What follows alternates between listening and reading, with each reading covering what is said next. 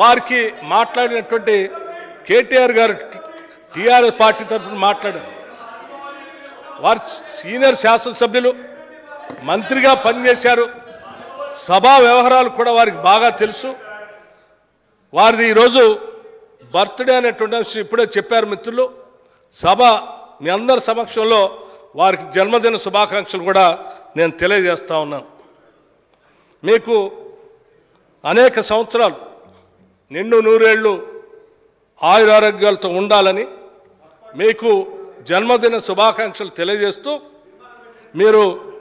మీరు ఈ రాష్ట్ర ప్రయోజనాల కోసం రాజకీయ ప్రయోజనాలను పక్కన పెట్టి కేవలం రాష్ట్ర ప్రయోజనాల కోసం ఈ ప్రభుత్వం ఆలోచనతో కలిసి రావాల్సిందిగా కూడా వారు నేను విజ్ఞప్తి చేస్తా ఉన్నాను.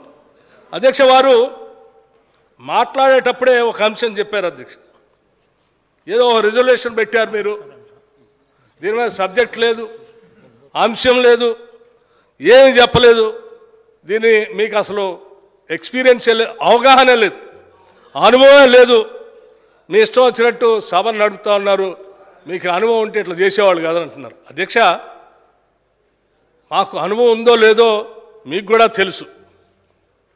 గౌరవ ముఖ్యమంత్రి గారు వారు కూడా సీనియర్ శాసనసభ్యులే. సభా వ్యవహారాలపైన వారు ఒక ఫ్లోర్ లీడర్గా కూడా పనిచేశారు. అటు శాసనమండలిలో పనిచేశారు, శాసనసభలో పనిచేశారు, జడ్పీటీసీ సభ్యులుగా చేశారు, పార్లమెంటు సభ్యుడిగా చేశారు. సభా వ్యవహారాలపై క్షుణ్ణంగా వారికి కూడా అవగాహన ఉంది. ఒక సభానాయకుడిని పట్టుకొని మీకు ఏమి లేదని చెప్పి అవహేళనగా చేసినటువంటి మాటలు అది సరైనది కాదని నేను భావిస్తూ ఉన్నాను.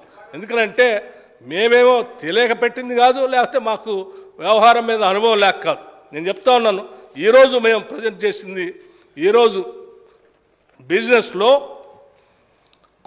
క్వశ్చన్స్ అండ్ ఆన్సర్స్ తర్వాత గవర్నమెంట్ రిజల్యూషన్